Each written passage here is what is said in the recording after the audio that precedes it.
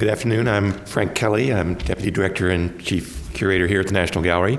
And my own personal aside to John Wilmerding is it's your fault I'm here because you hired me as a summer intern in 1980. So anyway, it's my pleasure to introduce our next speaker, Jennifer Rabb. Since 2013, Professor Rabb has been teaching in the Department of Art History in Yale University. And before that, she was Andrew W. Mellon Foundation Postdoctoral Fellow at the Institute of Fine Arts, New York University from 2011 to 2013, and also a research fellow in the Department of Cultural Studies at the John F. Kennedy Institute for North American Studies in Berlin in 2010-2011. Professor Rabb received her PhD in the history of art from Yale University in 2009 and her BA in art history with honors and a minor in English from Stanford University in 1999. She has received numerous fellowships and awards, including ones from the Wyeth Foundation for American Art, the Andrew W. Mellon Foundation, the John F. Kennedy Institute, Ranolda House Museum of American Art, and Dumbarton Oaks, and others. Her publications are equally important and impressive. Frederick Church, The Art of Science and Detail, is a book she published just in 2015, which is a very important new look at some of that artist's greatest works, including Niagara, Heart of the Andes, and the icebergs. And she does that through considering what is the nature and role of detail in making those works function as they do. She's also published articles, essays, and entries on a wide variety of topics in American art in such publications as American Art, the Art Bulletin, the Journal of American Studies, Art Histories, and in exhibition catalogs such as the National Gallery's 3 Centuries of American Prints, and From Tierra del Fuego to the Arctic, Landscape Painting in the Americas, and also in the Corcoran Gallery's collection of pre-1945 American paintings. Her essay, Landscape Across Media, will be included in the catalog for the National Gallery's exhibition East of the Mississippi, 19th Century American Landscape Photography, which will open here in February 2017. Professor Rabb's currently working on a new book entitled Relics of War, in which she will explore how the work of photography and photographing warfare in particular shaped the visual language and context for post-Civil War photography in the United States. Professor Rabb has lectured widely at venues in this country and abroad, including the University of Texas at Austin, the Institute of Fine Arts at New York University, Olana State Historic Site, the Metropolitan Museum of Art, Crystal Bridges Museum of American Art, the National Gallery London, and the Courtauld Institute in London. Her talk today is titled Seeing in Detail, Frederick Church and the Language of Landscape. Please welcome Professor Jennifer Rabb.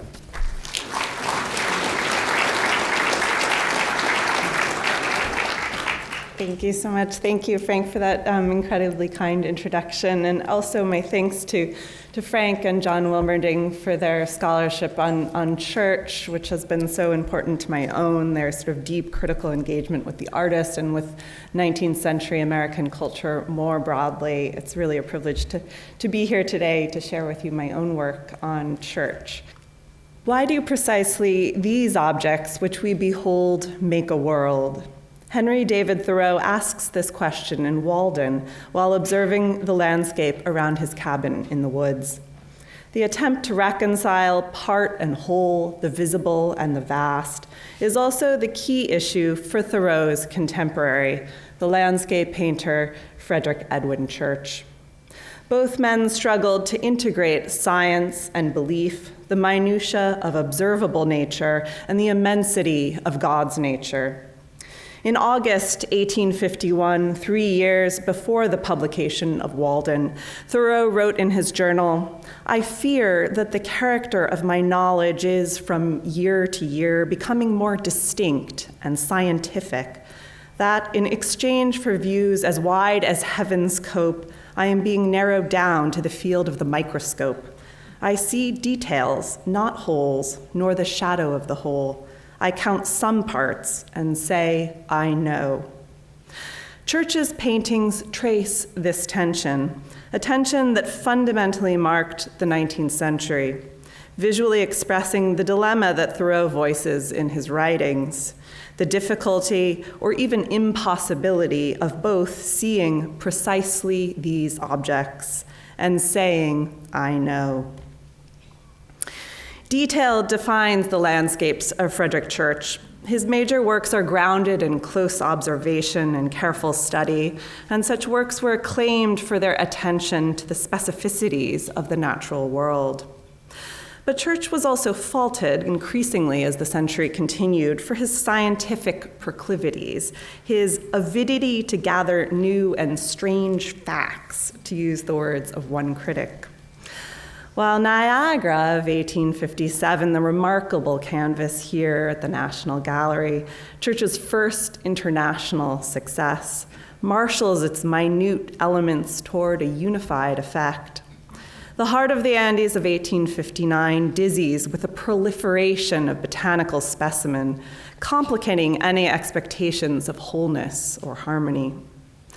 As his success waned in the 1870s and his pictorial approach, all those details, was being increasingly criticized, the painter switched media. He designed Alana, his house and 250 acres of picturesque grounds on the Hudson River. I can, he wrote to a friend, make more and better landscapes in this way than by tampering with canvas and paint. And I encourage you all to go up the river to Alana if you haven't been there. It's glorious. As a young man, Frederick Church studied with Thomas Cole, whose works inaugurated a new style of American painting. And here you see Cole on the right with that incredible jaw of hair, looking like the kind of consummate romantic artist. A colleague of mine recently called it the best comb-over in American art, which I have to agree. But other aspects of Church's artistic education were far from conventional. Unlike many of his contemporaries, Church did not go to Europe as a young man to study in one of the renowned art academies. When he later traveled to Italy, he was unimpressed by Rome, despite this ravishing oil sketch of the Roman rooftops I'm showing you.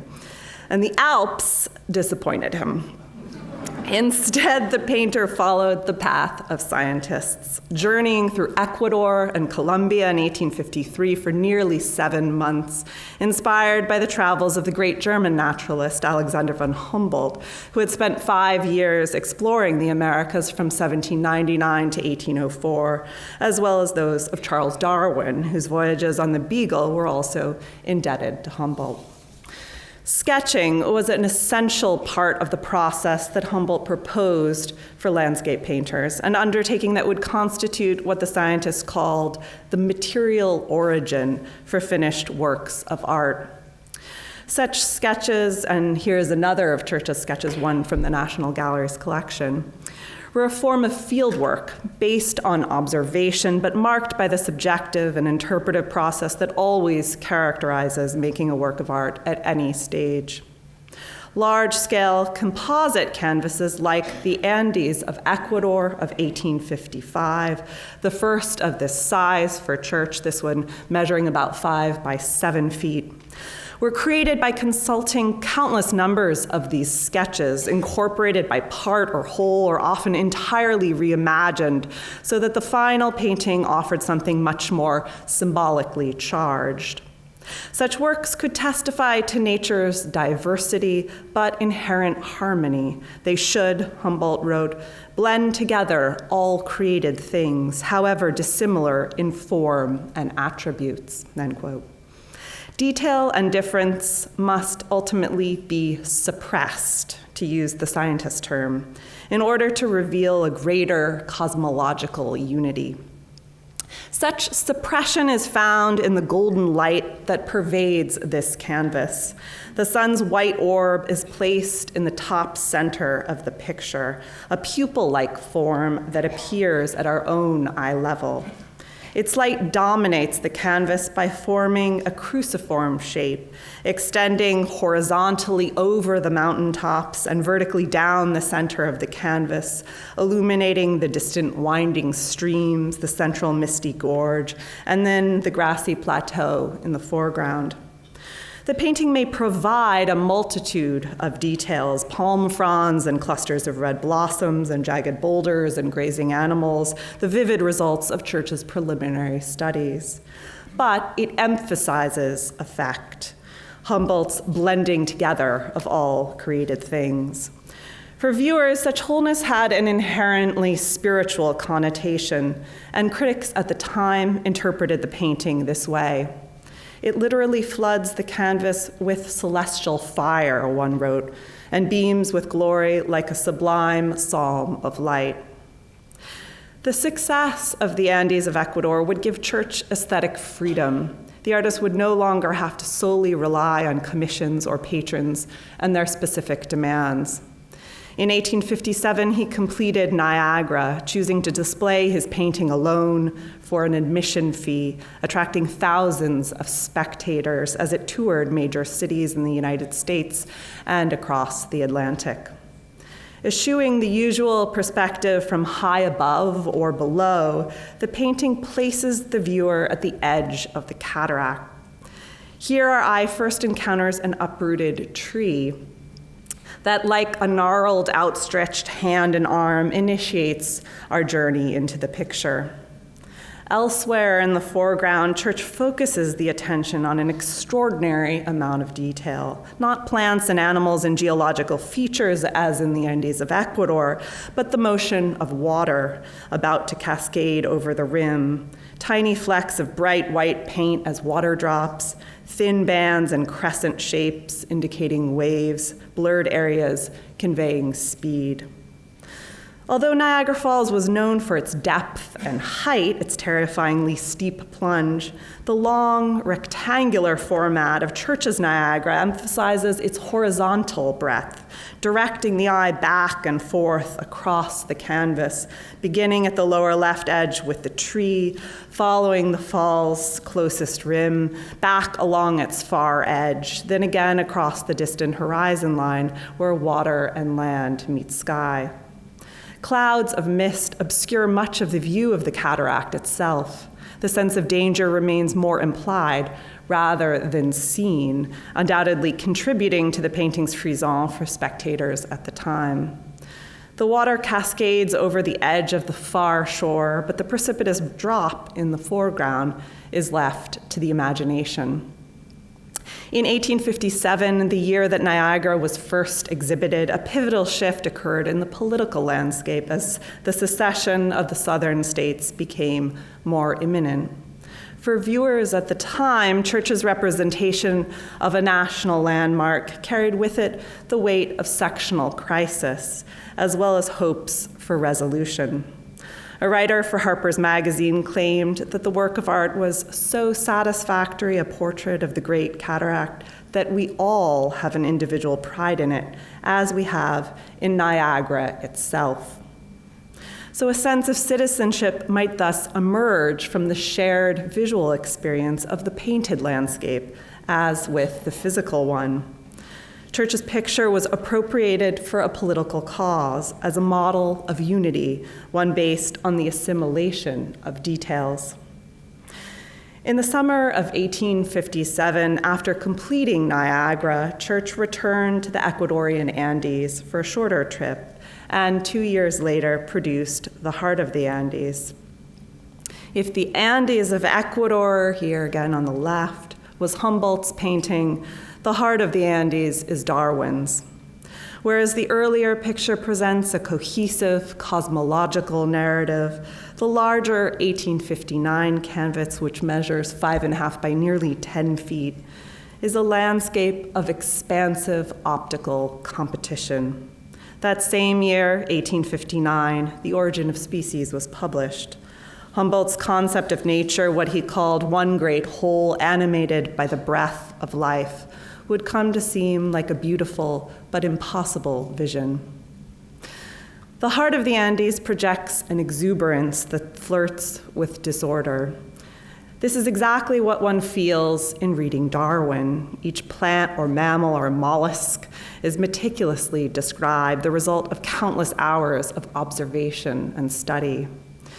Darwin's theory, wrote Henry David Thoreau in his journal one day in 1860, implies a greater vital force in nature because it is more flexible and accommodating and equivalent to a sort of constant new creation, end quote.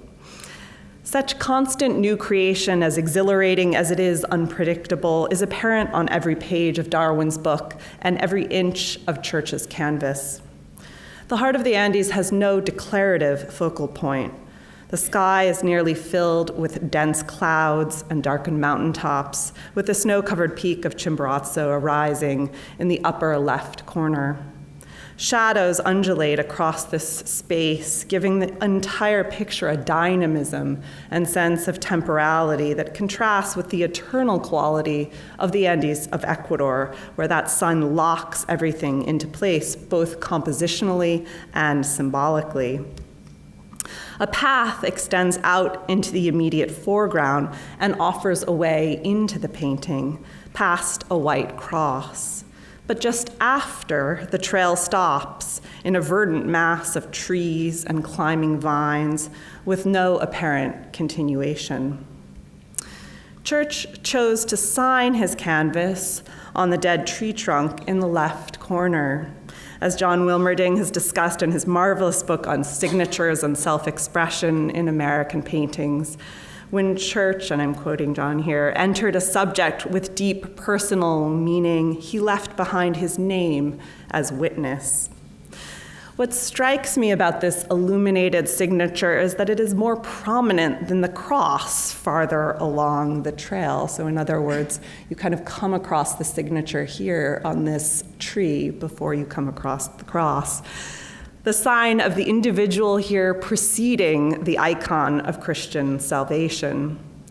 The artist also references himself through the inclusion of the waterfall in the front center, echoing Niagara in both subject and painterly technique, and I think especially this aspect here, you can see in both. The artist's body of work and the artist's body, his signature carved into the white bark of the tree, locate the self in this extravagant landscape. Subjectivity is highlighted over spiritual symbolism. The scientific is also privileged over the spiritual. The Heart of the Andes includes an astounding array of flora and fauna. At the bottom right corner of the painting is an aroid plant, its broad leaves pocked with insect bites and fanning out in all directions. A morning glory vine with tiny violet blooms grows above an exposed rock, while below are climbing red passion flowers with their tripartite leaves and long protruding filaments. So there are the passion flowers, the morning glory vines, and those aroid plants. And I actually asked a tropical botanist to look at the painting and tell me what he could identify, which resulted in many incredibly interesting emails filled with Latin names. And now back to the left foreground, where we have these two yellow butterflies, each with a black spot, and a bird that appears to be a male quetzal, all found near that dead tree. The quetzal is identifiable by his twin green tail feathers, blue body, and red breast, elaborate ornamentation that puzzled and frustrated Darwin, and that led to his later theories of sexual selection. Every square inch of the canvas, a critic for the Ruskinian journal The Crayon both complained and marveled, is covered with nature's statistics. But the point is not to say that Church's details are always or even usually nameable, capable of being placed in some kind of Linnaean taxonomy. Rather, we have here an artist who is interested in developing an aesthetic language that was nevertheless grounded in a scientific materialism. To Church, details were never minor. As his career continued, his paintings move away from the suppression and synthesis of detail and an emphasis on allegorical unity that characterized the Andes of Ecuador to offer a visual experience that is often exhilaratingly disruptive, one that mobilizes the eye. This is exactly what Mark Twain, then a young riverboat captain, found when he saw the Heart of the Andes 3 times when the painting traveled to St. Louis in 1861. I have just returned from a visit, he recounted in a letter to his brother, to the most wonderfully beautiful painting which this city has ever seen, Church's The Heart of the Andes. He proclaimed that it was always a new picture, totally new. You seem to see nothing the second time, which you saw the first. While the composition may be, in Twain's words, tame and ordinary looking, the details make increasing demands on his attention, each possessing what he calls a marked and distinct personality. By the third visit, he is overwhelmed. You will find your brain gasping and straining with futile efforts to take all the wonder in, he writes. You will never get tired of looking at the picture, but your reflections, your efforts to grasp an intelligible something, you hardly know what, will grow so painful that you will have to go away from the thing in order to obtain relief. You may find relief, but you cannot banish the picture. It remains with you still. It is in my mind now, and the smallest feature could not be removed without my detecting it. Twain's words reveal the painting's visual power and the interpretive toll it extracts.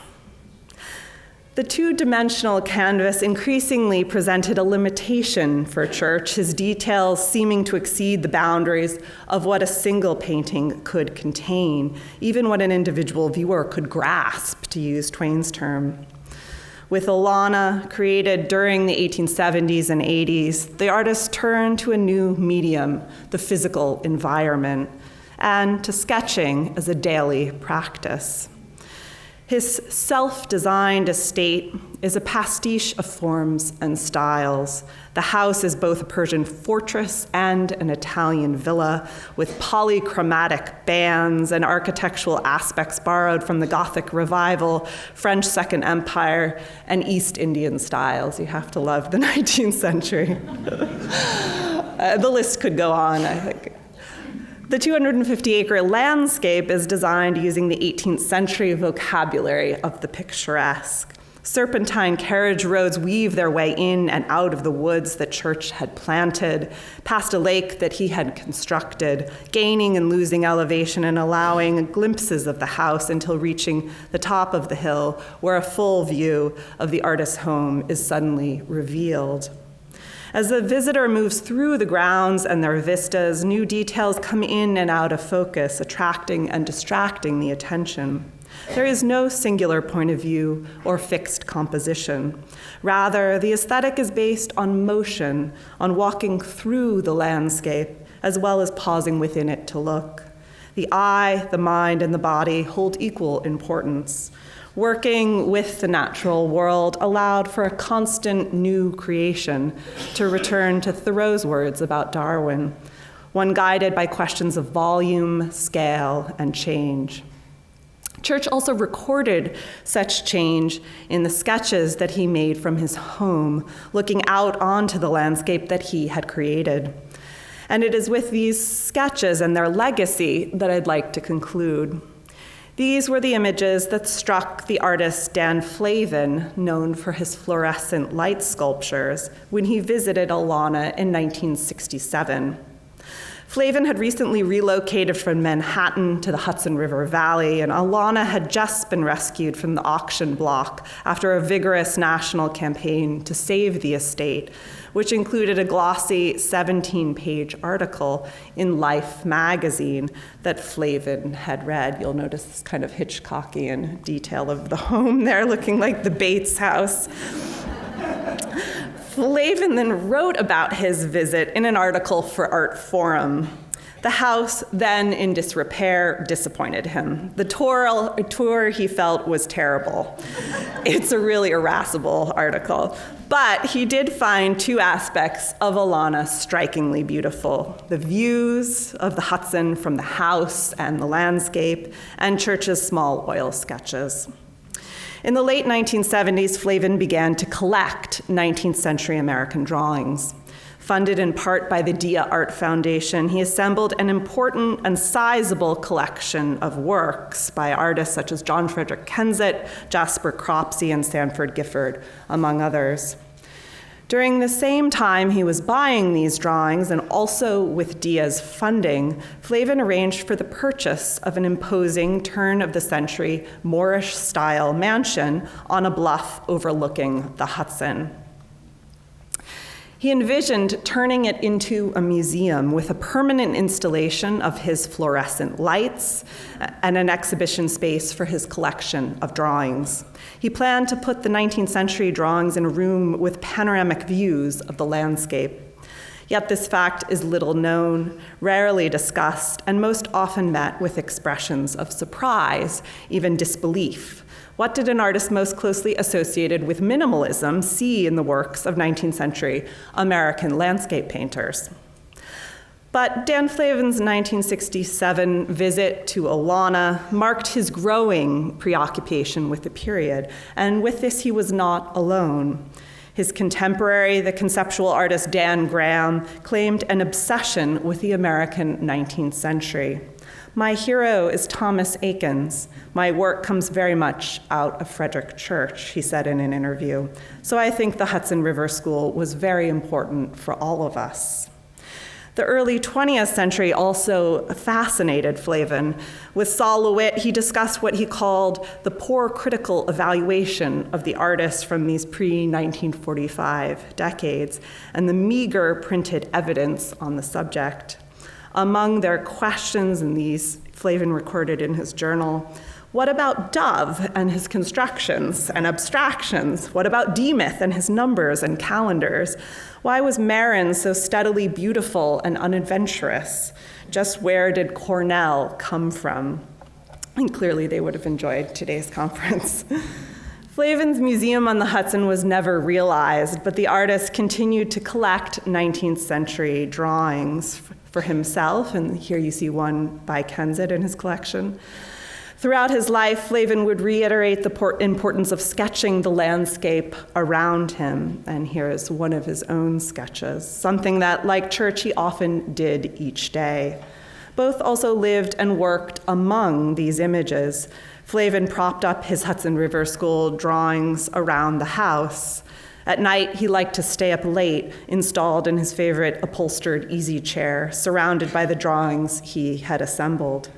Church's own oil sketches would often occupy temporary spots on Olana's staircases and landings during his lifetime, the source of constant conversation between the artist and his colleagues and guests. After pursuing the scientific for much of his career, traveling across the globe in pursuit of material for his monumental oil paintings, the scores of sketches that Church produced later in his life concentrate on the temporal and personal immediacy, the effects of light on a certain afternoon, the way the same view can always appear different. Each small sketch is like a single detail, not bound for inclusion in a large composite painting, but a memory of the self in the landscape, a landscape in this case that Church himself had created, and which he then turned to, brush or pencil in hand, to see and make again each day. Thank you.